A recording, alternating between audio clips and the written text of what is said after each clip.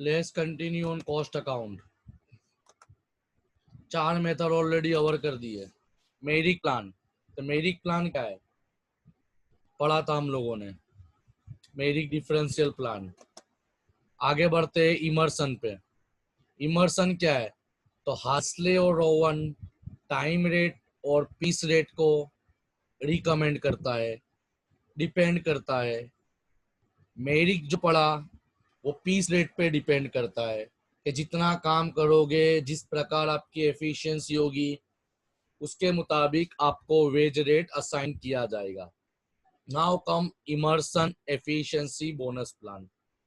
तो इसको अपने टाइम रेट और पीस रेट का मिक्सर भी बोल सकते हैं। देखो क्या बोलते हैं, in this plan the worker get their guaranteed time wage for their efficiency up to standard. यानी एक लेवल तक उनको पे स्केल, सैलरी, स्ट्रक्चर गारंटीड रहेगा, यानी उतना तो मिलेगा। After that they are entitled to get bonus in addition to minimum time for their higher efficiency. उनकी एफिशिएंसी जैसे जैसे बढ़ती जाएगी, जैसे जैसे बढ़ती जाएगी, ऐसा उनका बोनस का लेवल भी इंक्रीज हो जाएगा। यानी एक लेवल तक उनको पगार फिक्स, उनका सैलरी स्ट्रक्चर, उनकी कंडीशन, एफिशिएंसी, अगेन थोड़ा रिपीट करूंगा कि एक लेवल तक उनका पे स्केल फिक्स रहेगा। उसके बाद जैसे जैसे वो एफिशिएंट काम करते जाएंगे, उनको एडिशनल बोनस दिया जाएगा। This system encourage beginner to hard work. बस आपको यहाँ पे जो टेबल दिया गया है एफिशिएंसी का चार्ट, वो याद कर लेना है, वो लिख लेना है, याद रखना, लिख लेना है। उसी के ऊपर सम्स तुम्हारे डिपेंड करेंगे। अब टाइम रेट का मतलब क्या होता है, तो actual time multiply by actual rate. Table आप लोगों को लिख लेना है, क्लियर, क्योंकि नेक्स्ट लेक्चर में मैं डायरेक्टली प्रैक्टिकली बताऊंगा आपको। Now comes idle time. Idle time का मतलब क्या होता है, ये वो समय है जहां पे वर्कर एक्चुअल काम नहीं करते, फिर भी उनको पेमेंट किया जाता है। That is called idle time in our simple normal languages. देखते हैं, idle time is the difference between time for which employees are paid and employee time booking against the cost object। यानी उनका जो काम बताया जाता है ना, उसके अंदर difference between time for which employ are paid, difference एक जात का। देखो मैं पढ़ता हूँ, थर्ड पैराग्राफ पे ध्यान देना, ये वाले पे। Idol time is that time for which worker has been paid without giving any production to the employer। यानी वर्कर ने कोई काम नहीं करा है, फालतू में निकाला है, फिर भी उसको कंपनी के तौर से पे किया जा रहा है। आइडल टाइम,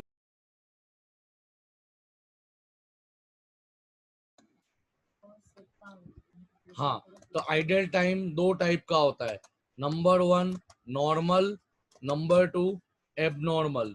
तो नॉर्मल आइडल टाइम क्या है, नॉर्मल आइडल टाइम क्या है, तो normal idle time is the wasted time by worker which can not be avoided.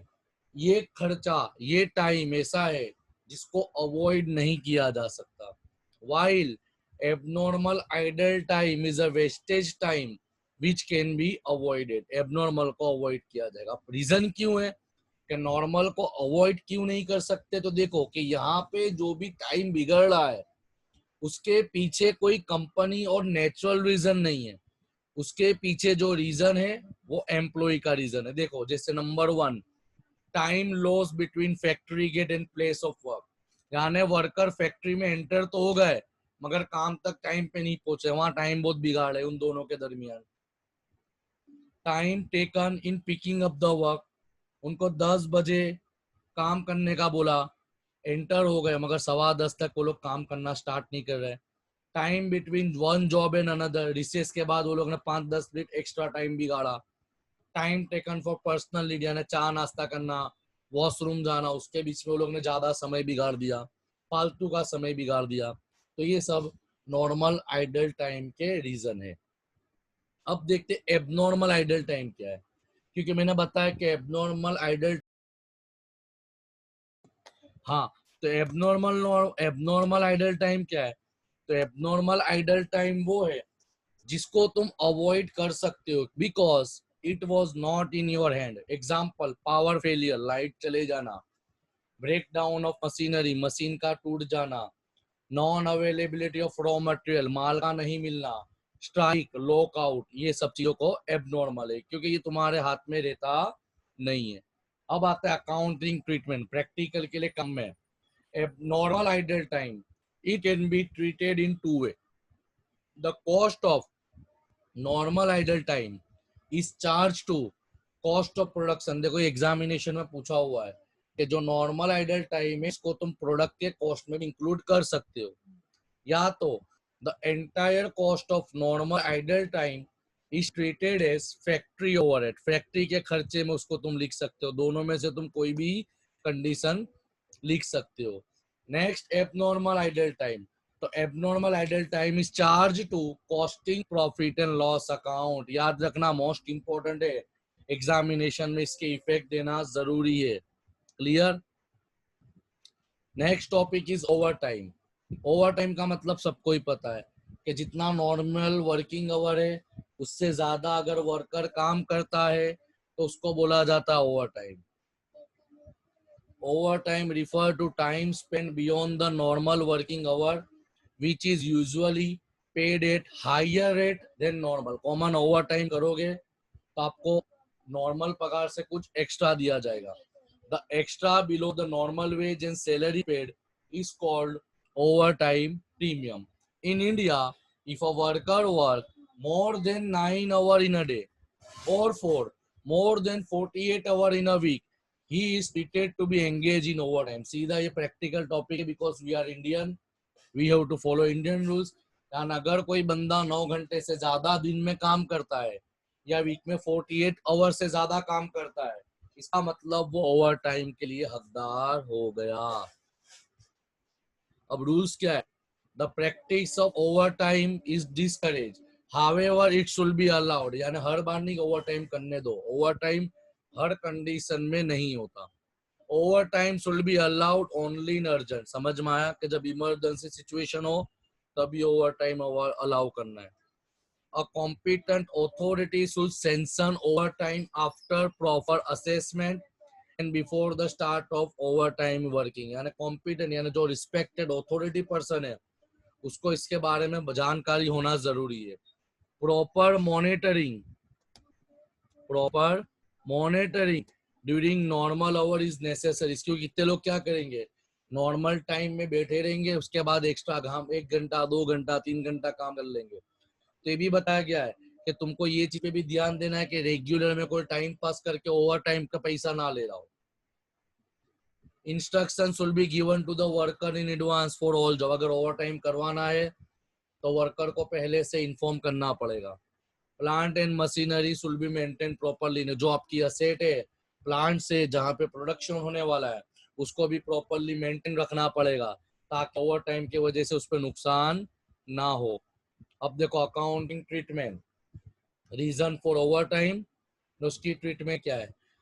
Under staffing, अगर आपका स्टाफ छुट्टी पे है, सपोज 3-4 लोग नहीं है तो उनके बदले काम करवाना पड़ेगा तो उसको बोलते हैं अंडर स्टाफिंग। इसकी अकाउंटिंग ट्रीटमेंट कहाँ आएगी? Add to normal wage rate, यानी सामान्य पगार में उसकी एंट्री डाल देनी है। उसके बाद reason number 2, to meet the extra और सीजनल डिमांड। जैसे आपका कोई ऐसा बिजनेस है जो सीजन का है, तो आपकी सीजन आई है तो उस समय आपने वर्कर से ओवर टाइम कराया, तो इसकी इफेक्ट कहाँ जाएगी? फैक्ट्री ओवरहेड में उसको इंक्लूड किया जाएगा। अगर तुमको कोई प्रोडक्ट कस्टमर की जरूरत के मुताबिक बनाना है, कस्टमर की जरूरत के मुताबिक बनाना है ऑन रिक्वेस्ट ऑफ कस्टमर, तो उस समय जो वर्कर एक्स्ट्रा टाइम करेंगे तो वो एक्स्ट्रा अमाउंट कहाँ पे लिखी जाएगी? चार्ज टू पर्टिकुलर, क्योंकि वो पैसा अपने कस्टमर से ही चार्ज करेंगे, दूसरे प्रोडक्ट में उसको इंक्लूड नहीं करेंगे। एबनॉर्मल सरकमस्टांसेस जैसे अर्थक्वेक आ गया, फ्लड आ गया, ऐसे कोई वजह से बिजनेस बहुत समय बंद रहा न, अब चालू होने के बाद अपने को ओवर टाइम करवाना पड़ रहा है, तो ये चीज की एंट्री ओवर टाइम की entry costing profit and loss account में दी जाएगी।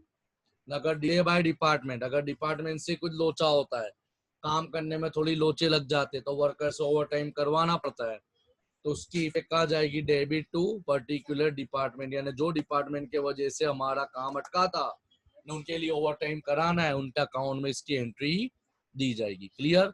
And last topic from theory, piece rate with guaranteed time. Piece rate with guaranteed time, कुछ लर्न करने की जरूरत नहीं, सिंपल टॉपिक है। Total earning as per time rate, समय के मुताबिक कितना मिलेगा, या तो total earning as per piece rate, piece rate के मुताबिक कितना मिलेगा, दोनों में से जो ज्यादा होगा उसको टोटल अर्निंग ऑफ वर्कर में कैलकुलेट किया जाएगा। लेबर टर्नओवर मैंने आपको बता दिया था। यहाँ पे अपना थियरी पोर्शन ओवर होता है, बराबर है। चैप्टर भी अपने 2 लेक्चर में अब ओवर कर देंगे।